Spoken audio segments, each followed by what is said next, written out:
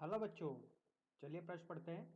0.1 kilogram सतही के पत्थर पर कार्यरत नेट बल का परिमाण व उसकी दिशा लिखिए। निम्नलिखित परिस्थिति में ज्ञात कीजिए। पत्थर 1 मीटर प्रति सेकंड वर्ग के त्वरण से गतिशील किसी रेलगाड़ी के फर्श पर पड़ा है तथा वह रेलगाड़ी के सापेक्ष विराम में है। आइए प्रश्न के लिए मुख्य अवधारणा की चर्चा करते हैं बच्चों। मुख्य अवधारणा देखिए बच्चों, एक रेलगाड़ी है।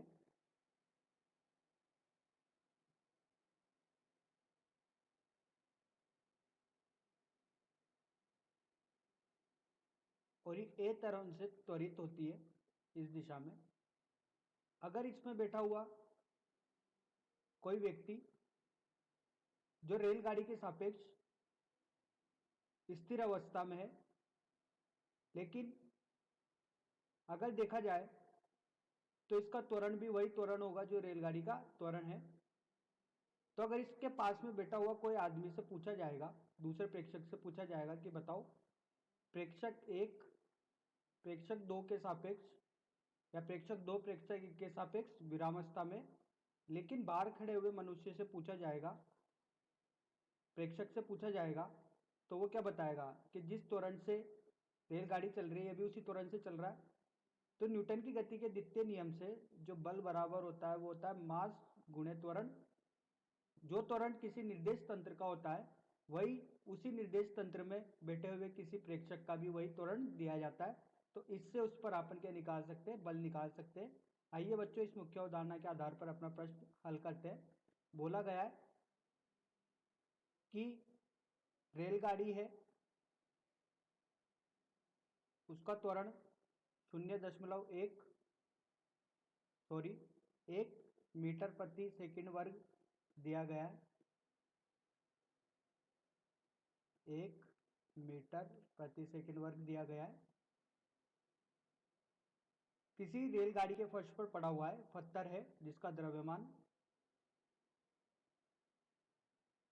0.1 किलोग्राम है तथा वो रेलगाड़ी के सापेक्ष विरामावस्था में। लेकिन इसका त्वरण भी वही होगा, रेलगाड़ी के सापेक्ष तो विरामावस्था में, लेकिन इसका त्वरण भी वही होगा जो त्वरण रेलगाड़ी का है। तो इस पर अगर बल की चर्चा की जाए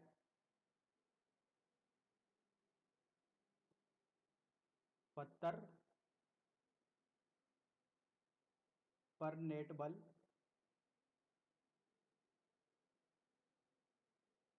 वो दिया जाएगा F बराबर द्रव्यमान गुणे त्वरण से। पत्थर का द्रव्यमान 0.1, त्वरण 1 है, तो इस पर बल आएगा 0.1 न्यूटन। और इसकी दिशा होगी रेलगाड़ी की दिशा में, बल की दिशा रेलगाड़ी की दिशा में।